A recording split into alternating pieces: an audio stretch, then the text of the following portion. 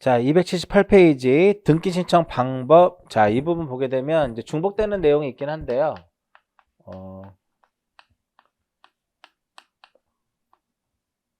등기를 신청하는 방법은 크게 몇 가지 방법이 있어요? 두 가지 방법이 있더라 이겁니다.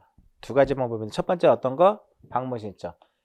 직접 등기소에 가서 등기를 신청하는 방문 신청이라는 것이 있고요. 그다음에 인터넷을 통해서, 즉 인터넷 등기소를 통해서 하는 전자 신청의 방법이 있더라 이겁니다. 자, 그래서 여기서는 요거 위주로, 전자 신청 위주로 한번 보시면 되고요. 이 방문 신청 같은 경우는 이제 좀 특별한 내용들이 좀 몇 개가 있어요. 그래서 앞에서 이미 다 설명한 내용인데 다시 한번 확인 한번 해볼게요. 첫 번째 방문 신청에서 1번에 보시면 신청서에 기명 날인하거나 무엇을 한다? 기명 날인 또는 하거나 또는 무엇을 해야 된다? 서명해야 된다 이겁니다. 근데 시험에 기명 날인하고 또 무엇을 해야 된다? 서명까지 해야 된다. 이렇게 시험에 나온 적 있고요. 그 다음에 두 번째, 신청서에 우리가 간인하도록 되어 있죠. 간인은 몇 명만 하면 돼요? 다수일 때는 몇 명만 하면 된다? 여러 명일 때는 1인만, 그죠? 1인이 간인을 하면 되는 거고요. 그 이제 이 신청 정보에서 설명해 드렸고, 오른쪽 페이지에 보시면 뭐가 나오는? 사무원이 나오죠. 사무원이 나오는데 이 사무원의 개념은 법무사, 그죠? 변호사 사무실에 근무한다고 해서 다 사무원 아니죠? 반드시 이 경우에는 무엇을 받아야 된다? 허가를 받아야 된다. 그렇죠? 누구의 허가를 받아야 돼? 지방법원장. 지방법원장의 허가를 받은 사무원이 등기를 무엇할 수 있다? 신청할 수 있고, 흠결이 있을 경우에는 이를 보정할 수 있어요. 근데 사무원은 법무사 1명당, 변호사 법무사 1명당 사무원이 1명인데, 만약 합동사무실일 경우에는 교재에도 나와 있는 것처럼 변호사 수만큼 사무원을 둘 수가 있다. 이렇게 되는 겁니다. 그 다음에 네 번째로 보시면은 첨부 서면의 원본의 환부 청구 있죠. 즉 네 번째로는 첨부 서류를 다시 무엇한다? 되돌려준다. 그런 개념이 되는 거예요. 자, 신청 정보에 첨부한 서류의 원본의 환부를 청구하는 경우에는 신청인은 그 원본과 같다는 뜻을 적은 사본을 첨부한다. 첨부할 수 없는 경우에 기억과 니은 같은 경우는, 인간 같은 경우는 우리 다시 뛸 수 있나요? 그렇죠. 뛸 수 있죠. 등기사항 증명서도, 법인의 등기사항 증명서도 등기소 가면 다시 발급 가능하거든요. 즉 별도의 방법으로 다시 취득할 수 있다면 다시 돌려주지 않더라 이겁니다. 기타 위임장, 기억의 위임장, 등기필 정보를 제공할 수 없는 경우에 위임 확인 서면, 이런 경우에는 안 됩니다. 그 다음에 인감증명 제출 설명해드렸고요. 도면 제출 아까 설명해드렸죠. 보통 도면은 전자문서로 제출하는 것을 원칙으로 해요. 그러나 자연인하고 그 다음에 법인 아닌 사단, 재단의 경우에는 무엇이다? 도면을 서면으로 작성해서 제출할 수 있고요. 자, 그 다음에 밑에 보시면 요거 나와 있죠. 전자표준 양식. 그러니까 전자표준 양식이라고 하는 것은 서식지가 이렇게 있으면 컴퓨터상에서 이 서식지를 서식지를 출력해서 여기다가 이제 내용을 기록하고 이거 제출해도 상관없다라는 거죠. 이해하셨나요? 그래서 방문 신청을 하고자 하는 경우에 전산정보 처리 조직에 신청 정보를 입력을 하고 이것을 출력을 해요. 이것을 출력을 해가지고 제출해도 상관없다. 이렇게 되는 거죠. 한번 시험에 출제됐었던 그런 문제가 되겠고요. 그 다음에 쭉 다음 페이지를 넘겨서 전자신청으로 넘어갑니다. 나머지 그 위에 상단에 있는 부분은 한 번씩 읽어보시고요. 자, 이제 바로 전자신청으로 넘어가는데, 이 전자신청은 도입된 지가 꽤 됐습니다. 근데 출제의 어떠한 빈도를 봤을 때는 그렇게 높지 않는데, 전자신청은 우리가 당연히 대한민국 국적을 가진, 이 대한민국 국적을 가지면 당연히 할 수 있고요. 외국인도 가능합니다. 예전에는 외국인은 안 됐어요. 근데 외국인도 일정한 요건을 갖추면 무엇을 할 수 있냐면 전자신청을 할 수가 있습니다. 그리고 법인은 당연히 가능하고요. 그러니까 이러한 경우에 이러한 자연인, 외국인, 법인 이런 경우는 무엇이 가능하다? 전자신청을 할 수가 있어요. 그런데 비법인 사단 재단, 비법인 사단 재단의 경우에는 즉 권리 능력이 없는 사단 재단의 경우에는 무엇을 할 수 없다? 전자신청을 할 수가 없습니다. 자, 그러면 이제 교재 보시면 전자신청의 의의와 방법이 나오죠. 이 전자신청을 하게 되면 등기소에 출석하는 게 아니죠. 등기소에 출석하는 것이 아니기 때문에 출석주의의 무엇이다? 출석주의의 예외 규정이더라 이겁니다. 1번에 그런 내용이 나와 있죠. 자격자 대리인, 그러니까 전자신청은 당사자 또는 자격자 대리인이 등기소에 출석하지 아니하고 신청 정보의 내용으로 등기소에 제공하여야 하는 정보를 전자문서로 등기소에 송신하여 등기를 신청하는 것을 말한다 이겁니다. 자, 그 다음에 오른쪽 페이지 먼저 볼게요. 281페이지 맨 하단부에 보시면은 전자신청을 할 수 있는 자 이렇게 나옵니다. 전자신청을 할 수 있는 자 이렇게 나오는데 이렇게 되는 거죠. 외국인도 가능하고요. 법인도 가능한데 굵은 글씨로 써 있나요? 굵은 글씨로 동그라미 니은에 보면 써 있죠. 니은에 보시면 뭐라고 써 있냐면 비법인 사단 재단의 경우에는 할 수 있다 없다 이겁니다. 자연인 가능하고 외국인도 가능해요. 법인도 가능하지만 비법인 사단 재단은 전자신청을 할 수가 없습니다. 자, 그러면 이 전자신청을 하고자 할 때는요, 과거에 우리가 은행도 직접 방문을 해서 은행 업무를 보는 시절에서 인터넷 뱅킹, 폰뱅킹, 인터넷 뱅킹으로 넘어오는 시기가 있었잖아요. 그때 마찬가지로 우리가 등기소에 은행에 가가지고 신청을 해야 돼요. 내가 인터넷 뱅킹을 하겠다라고. 마찬가지로 전자신청을 할 때는 미리 무엇을 해야 되냐면은 미리 사용자 등록을 해야 돼요. 미리 사용자 등록을 해야 되는데 그러면 어느 등기소에 가서 해야 될 것이냐, 어느 등기소에 가서 할 것이냐, 전국에 아무 등기소나 가도 상관이 없는 거예요. 우리가 은행에서도 마찬가지로 국민은행이 꼭 화곡동에만 있는 게 아니잖아요. 서소문동에도 있고 뭐 목동에도 있고 신월동, 신정동, 영등포동 다 있는, 여의도동 다 있는 거죠. 그죠? 그렇기 때문에 사용자 등록은 전국의 아무 등기소에 가서 사용자 등록을 해도 상관이 없다 이겁니다. 그래서 282페이지 맨 꼭대기에 보시면 사용자 등록의 신청 이렇게 나옵니다. 사용자 등록은요, 당사자가 직접 무엇을 해서 출석을 해서 사용자 등록을 해야 돼요. 이 사용자 등록만큼은요, 당사자가 출석을 해야 되는 것이지 이것을 자격자 대리인이, 여기서 이제 조심할 게 하나 있어요. 자격자 대리인이 사용자 등록을 대리해서 할 수는 없습니다.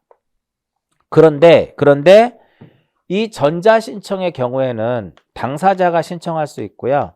당사자가 할 수도 있고 자격자 대리인이 할 수 있어요.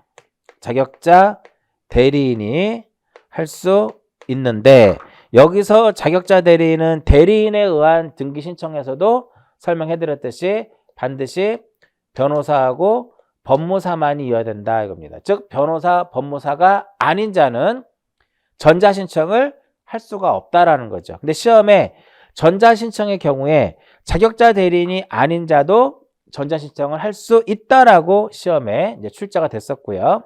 자, 그럼 만약에 여기서 이제 조심해야 될 것은 뭐냐면 당사자가 전자신청을 할 것 같으면은요, 자기가 직접 등기소에 가서 무엇을 해서 출석을 해가지고 뭐를 해야 돼요? 사용자 등록을 해야 돼요. 근데 이 얘가 전자신청을 하는데 자격자 대리인이 얘를 대리해가지고 사용자 등록은 할 수 없다 이거예요. 그런데 자격자 대리인이 전자신청을 당사자가 자격자 대리인에게 전자신청을 해달라고 위임을 했어요. 그러면은 자격자 대리인, 이 사람이 자기가 뭐를 해야 돼? 이 사람이 사용자 등록을 하면 돼요. 그러면 이 당사자는 별도의 무엇을 할 필요가 없어? 별도의 사용자 등록을 할 필요가 없는 거죠. 왜? 전자신청 자체를 얘한테 위임을 했으니까. 아시겠어요? 근데 시험에 어떻게 나왔냐면은 이 당사자가 자격자 대리인에게 전자신청을 하도록 위임을 했다 이거야. 그랬을 때는 별도의 사용자 등록을 해야 한다라고 나왔어요. 그럴 필요 없이 이 사람이 자격자 대리인이 사용자 등록을 하기 때문에 굳이 이 당사자는 사용자 등록을 하지 않아도 된다라는 거예요. 만약에 본인이 직접 전자신청을 할 때는 본인이 직접 등기소에 출석을 해서 사용자 등록을 해야 돼요. 이 사용자 등록만큼은 자격자 대리인이 대리해서 이걸 할 수 없다라는 거죠. 자, 우리가 인터넷 뱅킹을 한다고 했을 때 본인이 은행에 가서 신청을 해야지 옆집 사람이, 그죠? 다른 사람이 대리해서 그 신청할 수가 없잖아요. 똑같은 개념이라고 보시면 돼요. 자, 그리고 이렇게 사용자 등록을 할 때는요, 인감을 제출해야 돼요. 인감하고 주소증명 정보를 제공해야 되고, 만약에 이제 자격자 대리인이 사용자 등록할 때는 또 무엇을, 자격을 또 무엇을 해야 돼요? 자격을 증명해야 된다. 내가 변호사다. 법무사임을 증명해야 돼요. 자, 맨 281페이지 맨 위에 보시면 사용자 등록에 신청해가지고 사용자 등록을 신청하는 당사자 또는 자격자 대리인은 등기소에 출석을 해서 신청서를 제출할 것이고 니은에 뭐라고 써야 돼? 인감하고 주소증명 정보를 제공해야 된다. 그 다음에 사용자 등록을 하게 되면 유효기간이 존재를 해요. 유효기간은 몇 년으로 하냐면은 유효기간은 3년으로 합니다. 그러면 유효기간이 만료가 되면 다시 사용자 등록을 해야 되기 때문에 만료 전에 사용자 연장을 신청해야 되겠죠. 그래서 3년이니까 3개월 전부터 언제까지?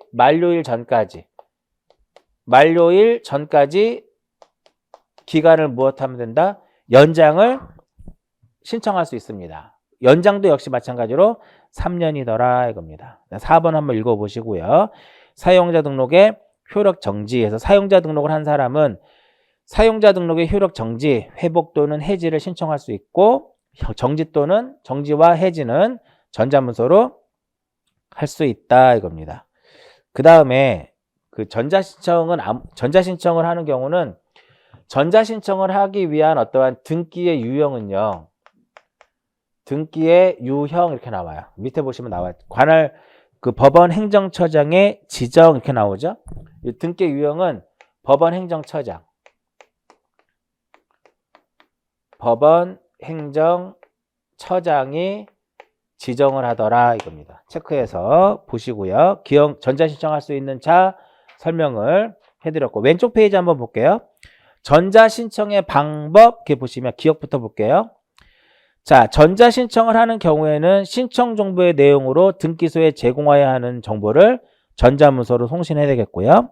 그 다음 첨부정보도 마찬가지로 등기소의 첨부정보로서 등기소에 제공해야 하는 정보를 전자문서로 등기소에 송신하거나 등기소에 제공해야 될 것이고 디귿에 보시면 전자문서로 송신할 때는 개인의 경우에는 인증서, 전자서명법의 인증서에 따른 인증서, 법인의 경우에는 전자증명서, 관공서의 경우는 전자인증서 체크해서 보시면 되겠고요. 그다음 쭉 넘깁니다. 다음 페이지 282페이지로 보시면은 중간에 전자신청의 접수라고 써 있습니다. 그 위에 이응만 한번 볼까요? 인감증명서 정보의 송신을 요하지 않는다. 왜 그럴까요? 전자신청할 때는 인감증명을 제출하지 않는 이유가 사용자 등록을 할 때 인감을 제출하기 때문에 그래요.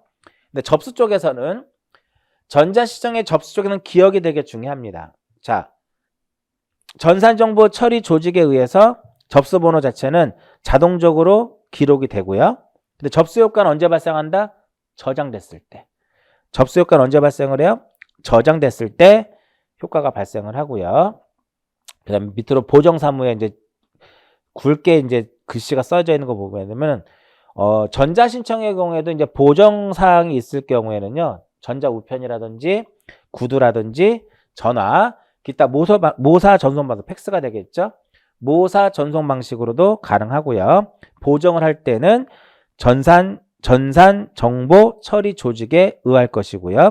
치하할 때도 마찬가지로 무엇이다? 전산 정보 처리 조직에 의해서 합니다. 그러나 각하를 할 경우에는 서면 신청과 동일한 방법으로 처리하더라. 이렇게 보시면 돼요.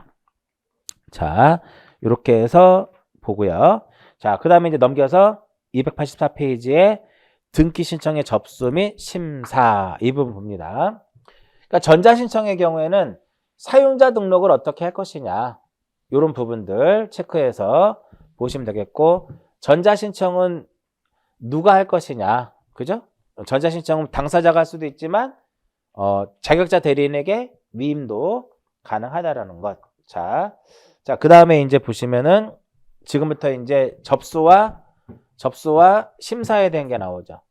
자, 등기는 요 신청을 하게 되면 등기관이 무엇을 받냐면 접수를 받아요.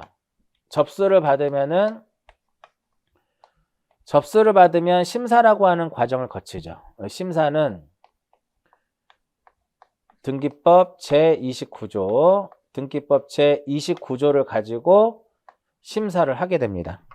자, 여기서 제29조가 바로 무엇을 의미하냐면은 각하사유를 의미하는 거죠. 1호부터 몇 호까지가 있다? 1호부터 11호까지 존재합니다. 거의 시험에 이쪽에서 한 두세 문제 나온다고 보시면 돼요. 특히나 2호. 2호를 이해하셨다면 등기의 기본적인 내용들은 알고 있다라고 보시면 돼요. 자, 심사를 하게 되면 이제 등기관은 이제 심사를 하게 되면 여기서 각하를 할 수도 있고요. 등기관이 각하를 할 수 있고 기록할 수도 있죠. 근데 요 사이에 등기 신청을 무엇 할 수 있냐면은 이 등기 신청을 취하할 수도 있습니다. 이 각하라고 하는 것은 등기관이 등기 기록에 기록하는 것을 거부하는 거라면, 취하라고 하는 것은 등기 신청인이 등기 신청을 스스로 처리하는 것을 취하다라고 얘기를 하고요. 이렇게 각하와 기록을 했는데 이것이 무엇했을 때는, 이것이 부당했을 경우에는 무엇을 신청할 수 있냐면, 부당했을 경우에는 이의 신청을 할 수가 있어요. 기록을 했죠?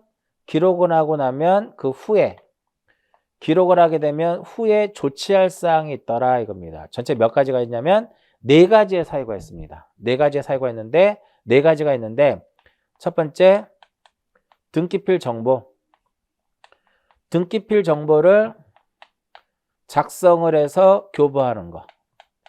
첫 번째 등기필 정보를 작성 교부하는 거. 두 번째로는 등기 완료를 통지하는 거. 등기 완료 통지서, 통지.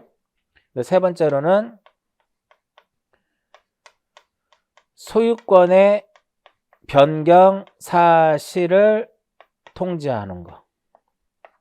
네 번째로는 과세 자료 제공하는 거.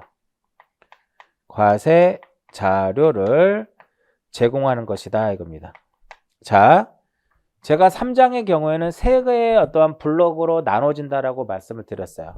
첫 번째 신청과 관련된 거 한 블록, 두 번째로는 첨부 정보와 관련된 것으로 한 블록. 그죠? 신청 정보하고 신청 정보와 첨부 정보로 나눠지는 한 블록. 그 다음에 마지막으로 이쪽으로 이렇게 한 블록이에요. 자, 접수를 하게 되면은요, 접수장에다가 접수 번호를 기록하는데, 접수장에는 2가지 개념이 있다고 그랬어요. 하나는 무엇? 신청서 접수장이라는 것이 있었고, 그 다음에 무엇이 있었냐면 기타 문서 접수장이라는 것이 있었죠. 차이점은 얘는 5년간 보존하는 것이고 기타 문서 접수장은 10년간 보존한다라고 말씀을 드렸어요. 이때 접수를 했을 때 이 접수 효과는 언제 발생할 것이냐 이겁니다. 접수 효과는 전자신청의 경우에는 전산정보 처리 조직으로 무엇했을 때? 저장됐을 때. 저장됐을 때 접수 효과가 발생을 하고요. 등기는 등기관이 등기를 마치면 접수할 때 무엇이 발생한다? 접수할 때 효력이 발생한다라고 말씀을 드렸고요. 여기서 이제 추가하는 거. 만약에 동시에 신청을 하게 되면 등기 자체를 동시에 등기를 신청하게 되면 이렇게 들어가는 겁니다. 동시에 신청하게 되면 동일한 접수 번호를 무엇한다? 동일한 접수 번호를 부여하도록 되어 있어요. 자, 이제 교재 보시면 접수 쪽에 한번 볼게요. 접수는 1번에 나와 있는 것처럼 접수 자체는 거부할 수 없습니다. 이 접수 자체는 거부할 수가 없다. 그러니까 결과적으로 무엇이냐면은 신청을 했는데 등기관이 딱 그 순간적으로 봤을 때 서류들이 미비하고 뭔가 잘못됐다 이거야. 그래도 등기관은 이 접수 자체를 거부할 수가 없습니다. 접수를 받고 각하를 하면 되기 때문에 그래요. 그 다음 접수 시기, 아까 얘기했죠? 저장됐을 때. 전산정보 처리 조직으로 저장됐을 때 접수된 것으로 보고요. 효력은 언제 발생한다? 등기관이 등기를 마치면 접수할 때 효력이 발생을 한다. 이렇게 보는 거고요. 자, 그러면 동그라미 2번, 3번에 보시면 2번에 보시면 지난번에도 제가 말씀을 드렸는데 등기라고 하는 것은 등기의 효력은 등기관이 등기를 마치면 저장됐을 때 효력이 접수받았을 때 접수했을 때 효력이 발생한다라고 했어요. 그러면 등기관이 등기를 마쳤다라고 하는 것은 이 등기 사무를 어느 등기관이 처리했는지 알 수 있는 조치를 취해라 이겁니다. 그러면 그 알 수 있는 조치라고 하는 것은 미리 부여받은 식별 번호를 기록하는 것이 식별 부호를 기록하는 것이다. 이렇게 보면 되겠고요. 접수장에 기재를 합니다. 접수 연월일, 접수 번호, 등기 목적 이런 것들. 자, 근데 동일한 접수 번호를 동시에 신청을 하게 되면 동일한 접수 번호를 부여를 합니다. 그러면 우리가 부동산 등기법상에서 동시에 신청하는 것들이 어떤 것들이 있는지를 체크해서 보실 필요가 있더라 이겁니다. 첫 번째, 소유권 이전 등기하고 신탁 등기. 소유권 이전 등기하고 신탁 등기는 동시에 동일한 서면에 의해서 해야 돼요. 동시에 동일한 서면에 의해서 해야 된다 이겁니다. 만약에 동일한 서면에 의해서 하지 않으면 신청 정보가 방식에 적합하지 아니한 것에 해당돼서 즉 오호에 의해서 각하가 돼요. 그런데 2번에 보시면 예를 들어서 소유권 이전 등기하고 환매 특약 등기. 소유권 이전 등기하고 환매 특약의 경우에는요. 동시에 신청하는 것도 맞아요. 동시에 별개의 서면으로 합니다.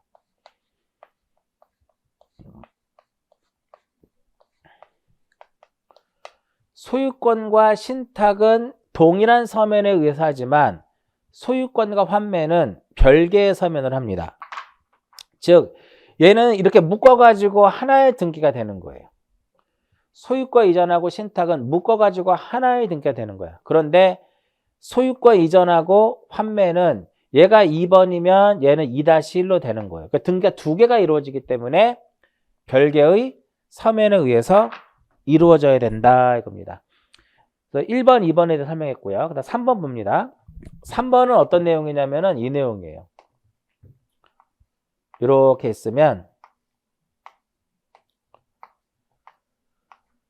다 배운 거예요. 자, 일부만에 대해서 소유권 보존 등기를 하면 안 된다 그랬죠. 이것 자체는 안 된다 그랬어. 그러면 일부만의 보존 등기를 하기 위해서는 나머지 구분 건물에 무슨 등기를?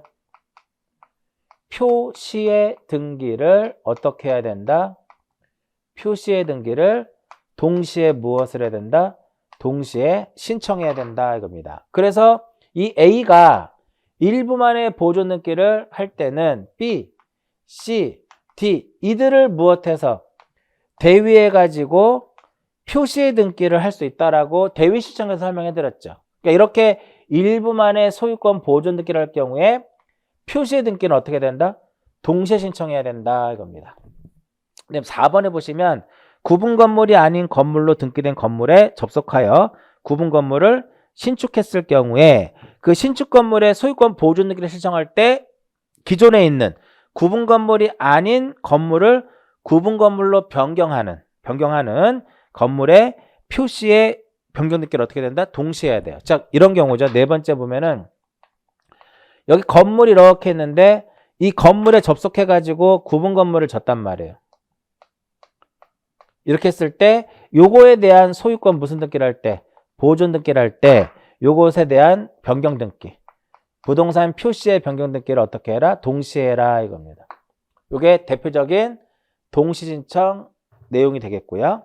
뭐 접수증 교부는 그냥 한번 보시면 돼요. 등기관이 신청서를 접수하였을 때는 신청인의 청구에 따라 그 신청서에 접수증을 발급을 해야 된다. 뭐 결과적으로 접수에서 가장 중요한 것은 뭐다?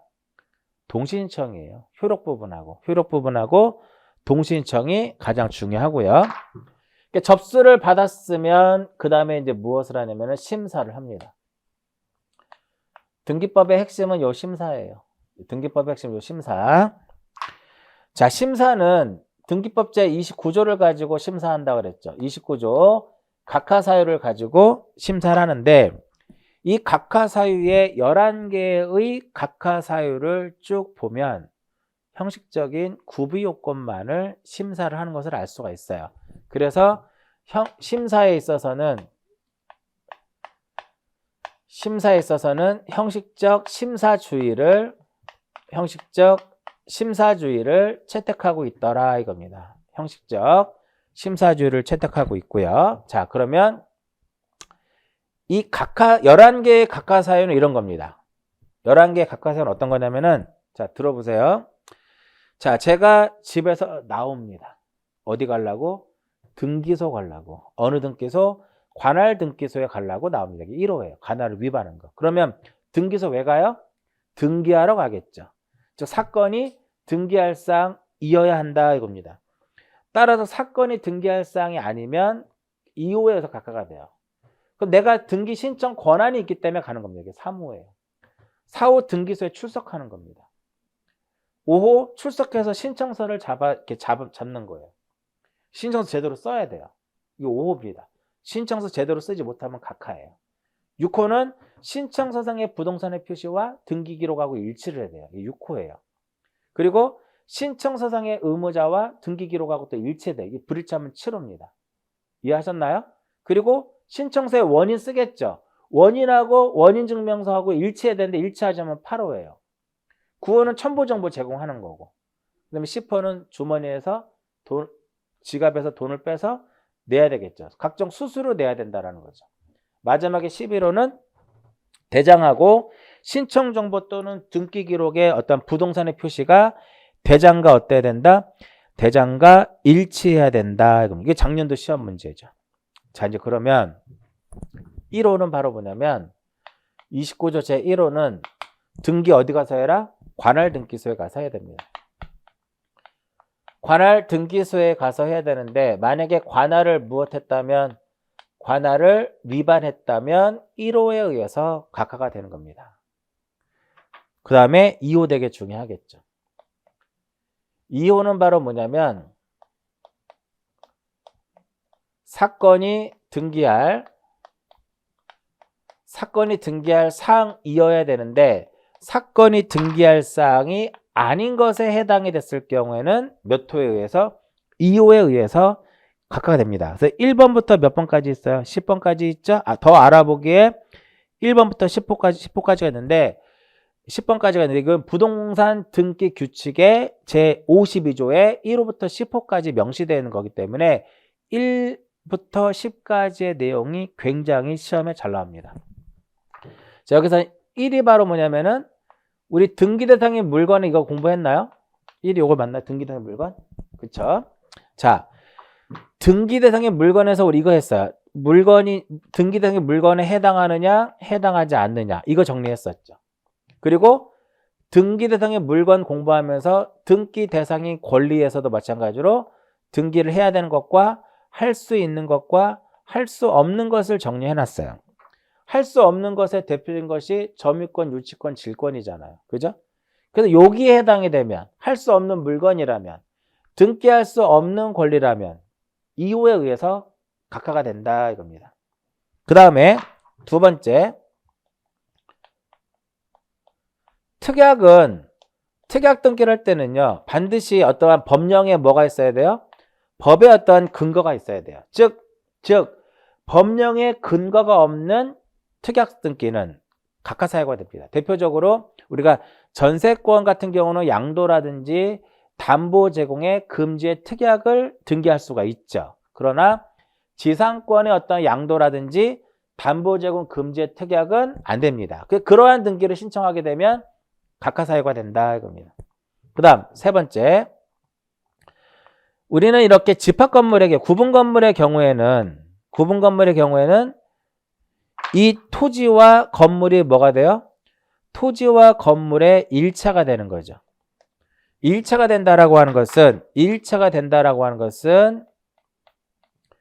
분리해서 분리처분을 무엇한다? 분리처분을 금지하고 있더라 이겁니다. 그럼에도 불구하고 분리처분 금지를 위반하고 분리처분하겠다라고 등기를 신청하게 되면 각하. 네 번째, 자, 농지의 전세권은 불가능하죠. 그럼에도 불구하고 등기를 신청하면 각하. 그러나 농지의 지상권은 가능해요. 농지의 무엇은 가능하다? 지상권은 가능합니다. 이거 조심해서 보시고요. 그 다음에 다섯 번째로, 우리가 저당권 등기를 할 때 저당권에 있어서는 피담보채권과 분리해서 저당권을 양도할 수 없어요. 저당권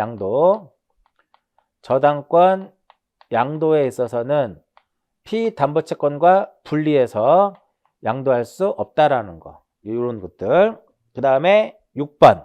보통 우리가 6번하고 7번 같은 경우는 어떤 거냐면은 보통 우리가 지분에 대해 등기할 수 없는 것들이 있죠. 대표적으로 어떤 거? 소유권 보존 등기. 용의물권, 임차권. 그죠? 그 다음에 상속 등기. 소유권 보존 등기는 여러 명일 때는 공유로서 보존 등기를 해야 되는 것이지 지분만의 보존 등기 안 되고요. 용의물권, 임차권은 지분에 허용이 되지 않고 상속인이 여러 명일 때 상속인 1인이 자기 지분만의 상속 등기 안 되고요.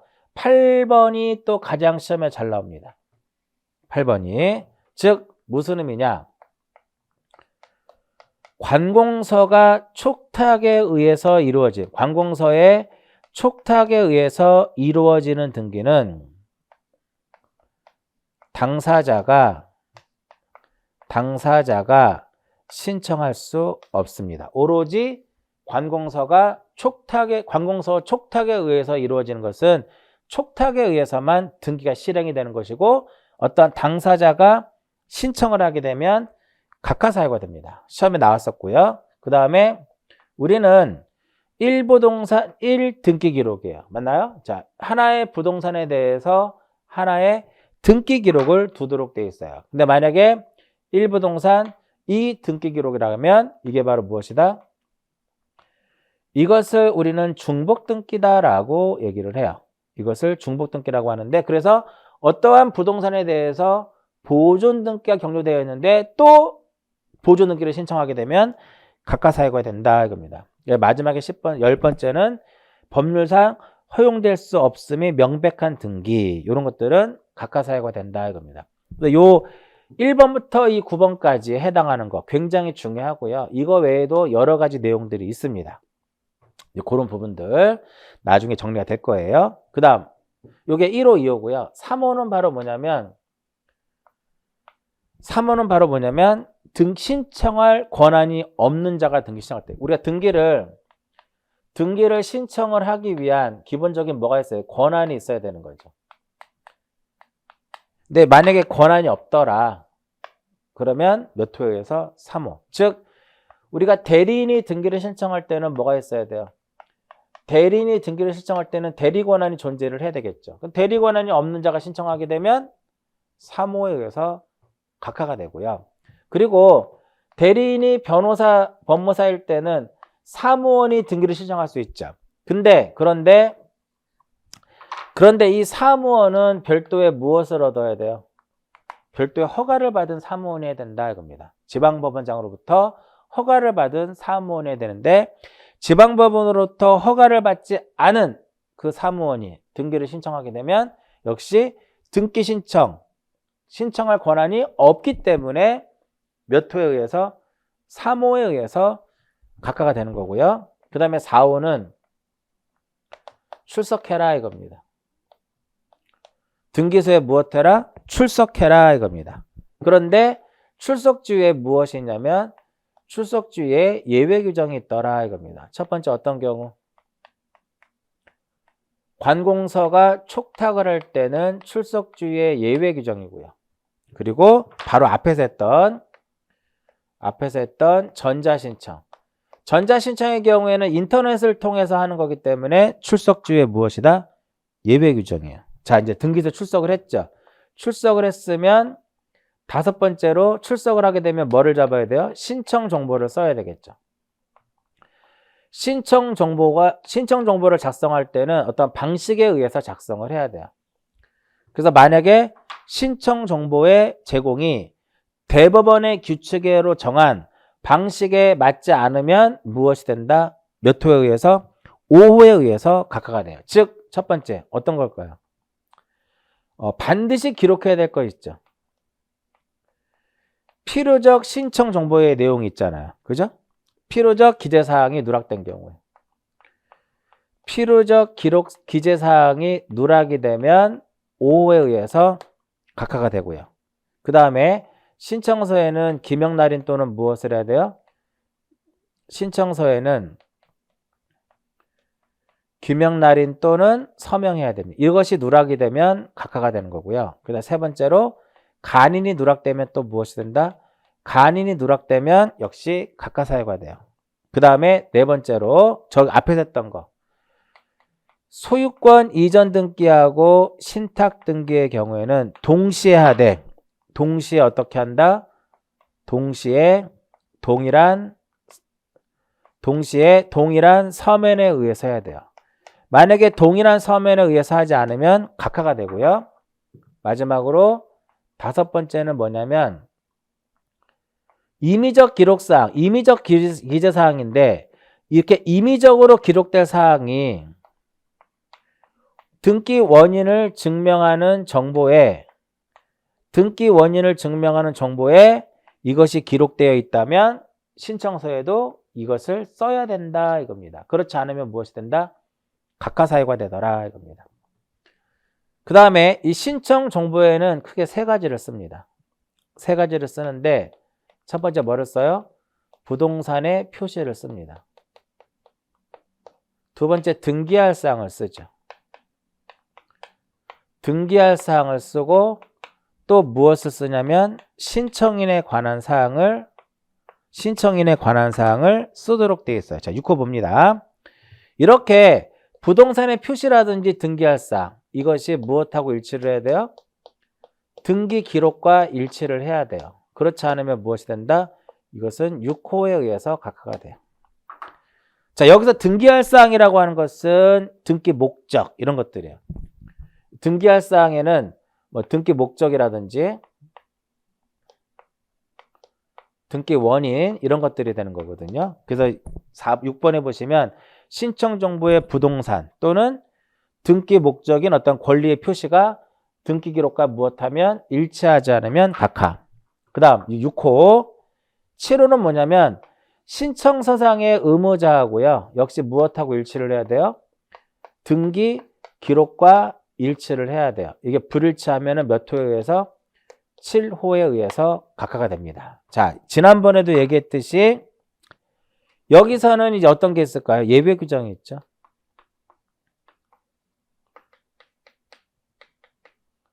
상속, 인해, 의한, 등기 신청. 포괄 승계인에 의한 등기 신청의 경우, 상속인에 의한 등기 신청의 경우는 만약에 매도인 A가 사망하게 되면 신청서상의 의무자는 상속인을 쓰죠. 근데 여전히 등기 기록에 누구로 되어 있다? A로 되어 있어. 불일치하게 되면 각하를 하는데 예외 규정이더라 이겁니다. 요게 7호. 자, 8호는 신청서상에 뭐를 써요? 여기 원인을 쓰죠. 그 원인하고 일치하는 뭐가 들어가야 돼요? 원인을 증명하는 정보가 들어와야 돼요. 근데 신청서의 원인은 매매라고 써놨는데 등기 원인을 증명하는 정보에는 증여계약서가 들어왔어요. 매매계약서가 들어와야 되는데 증여계약서가 들어온 거죠. 그러니까 원칙은 증여라는 거죠. 원인을 매매라고 쓴 거야. 불일치하면 몇 호? 8호에 의해서 각하가 됩니다. 그럼 보세요. 내가 등기소에 가서 이런 거 다 썼다라는 거. 원인까지 신청서를 다 썼어요. 그 여기다가 이제 뭐를 써요? 여기다 각종 첨부 정보를 제공을 해야 되겠죠. 첨부 정보를 제공하는데 첨부 정보를 제공하지 않으면 이거 몇 호다? 9호예요. 그 모든 게 끝난 거죠. 모든 게 끝난 거니까 그 다음에 각종 수수료를 납부를 해야 되는데 수수료를 납부하지 않으면 이것은 몇 호가 된다? 이것은 10호가 돼요. 10호 한번 볼까요? 취득세, 등록면허세 또는 수수료를 내지 아니하거나 등기 신청과 관련하여 다른 법률에 따라 부과된 의무를 이행하지 않은 경우, 그 다음에 10호. 근데 마지막으로 11호. 작년에 시험에 나왔었죠? 등기 기록 또는 신청 정보의 정보가 대장하고 어때야 돼요? 일치를 해야 돼요. 어떠한 면에서? 부동산의 표시에 대해서. 부동산의 표시에 대해서 일치를 해야 돼요. 불일치하면 몇 호에 의해서? 11호에 의해서 각하가 됩니다. 그런데 여기에 또 무엇이 있다? 이것에 예외 규정이 있더라 이겁니다. 관공서가 무엇을 했을 때? 관공서가 촉탁을 했을 경우에는 예외로서 각하를 하지 않는다 이겁니다. 자, 제가 좀 빠르게 1호부터 11호까지 정리를 해놨는데요. 중요한 건 두 블럭이에요. 5호의 내용하고 2호의 내용을 확실하게 다시 한번 여러분들 체크해서 보셔야 되겠고요. 나머지에 대해서는 어떠한 예외 규정이 있는지만 확인하시면 돼요. 나머지에 대해서는 뭐만? 예외 규정이 있는지만 확인해라 이겁니다. 이런 것들 예외 규정. 예외 규정. 그럼 이런 것들은 무엇이다? 예외 규정. 그럼 1호부터 11호까지 여러분들이 순서대로 외울 것이냐? 그럴 필요는 없어요. 그냥 1호가 관할 위반이고 2호가 사건이 등기할 사항이 아닌 것에 해당됐을 때 이 두 가지는 확실하게 기억하시고 나머지 3호부터 11호까지는 불일치하거나 제출하지 않거나 수수료를 납부하지 않거나 뭔가 서로 안 맞는 것들이에요.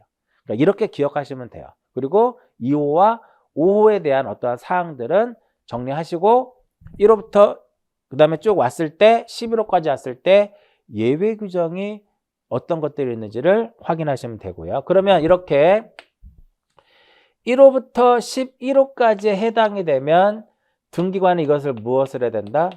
각하를 결정을 하게 됩니다.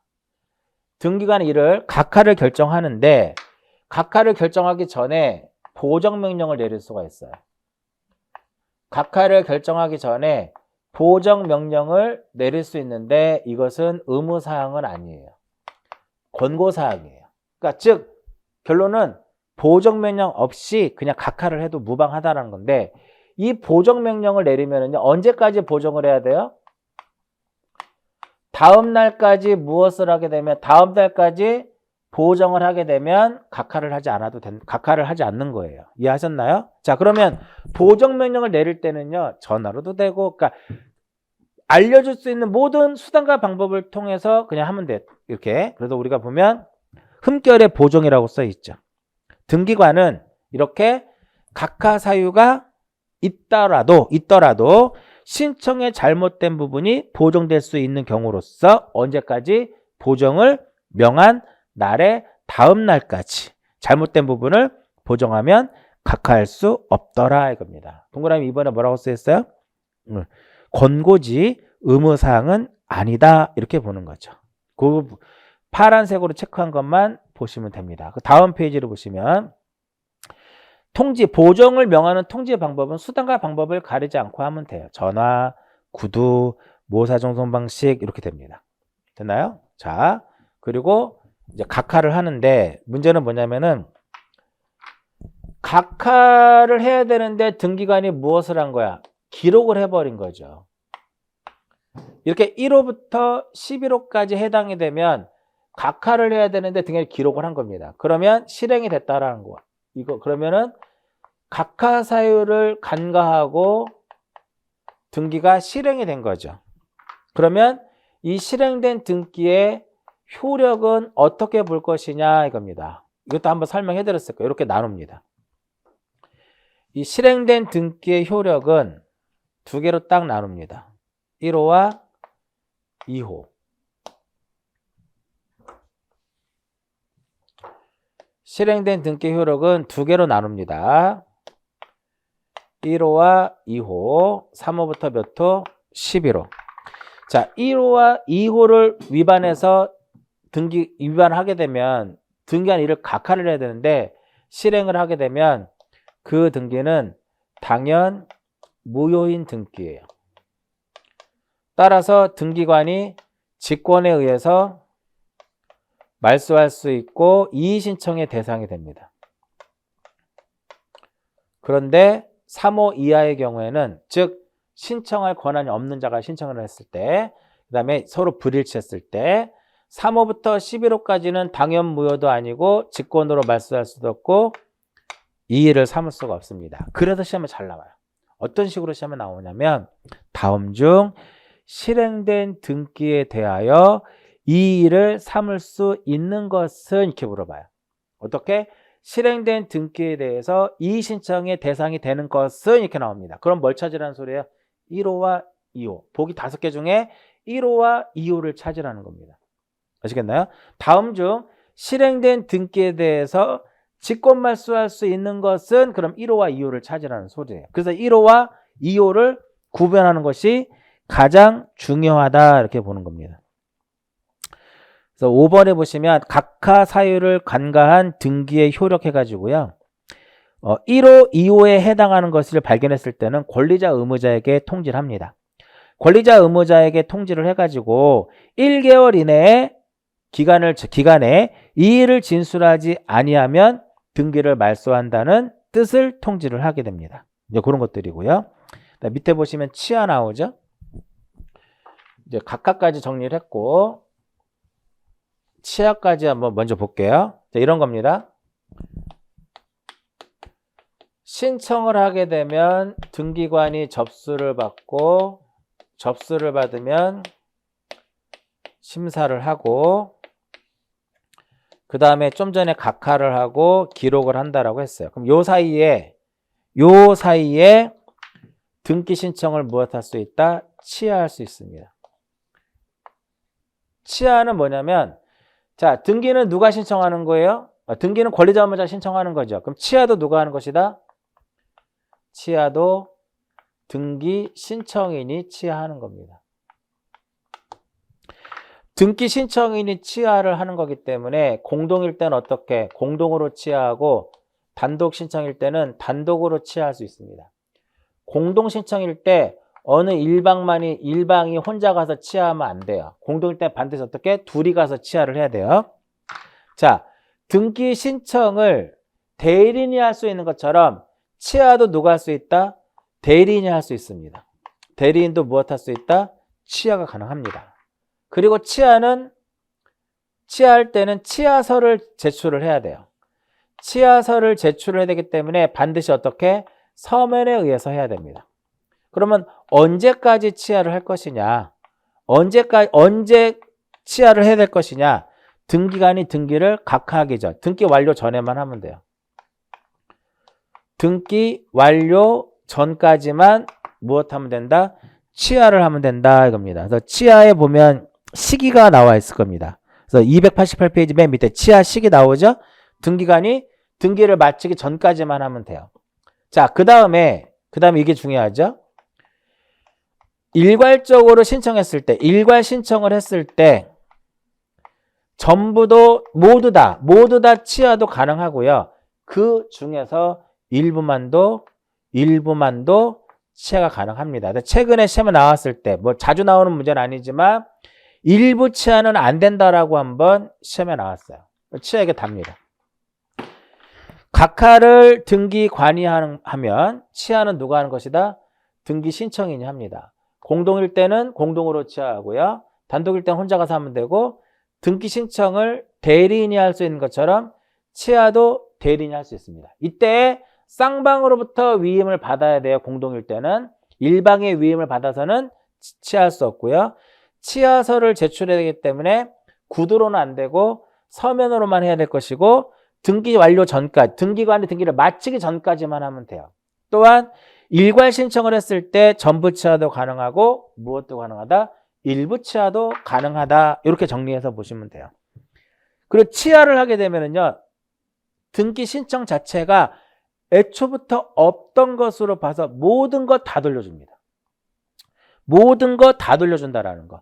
각하를 할 때는요, 참고적으로 각하를 할 때는 신청 정보 빼고 돌려줘요. 근데 치아를 할 때는 모든 것 다 돌려줍니다. 모든 것 다 돌려주더라 이겁니다. 여기까지가 치아와 관련된 내용이에요. 그럼 이번 시간에 한 것은 크게 세 가지 한 겁니다. 접수와 관련된 거, 심사와 관련된 거, 치아와 관련된 거. 치아는 내용이 어렵지 않으니까 각하사유 1호부터 12호까지, 특히나 2호와 5호에 대해서 중점적으로 보시고 나머지에 대해서는 예외적인 규정을 꼭 보시라는 거죠. 잠깐 쉬었다가 이의 신청 부분 정리하도록 할게요. 잠시 쉬었다 합니다.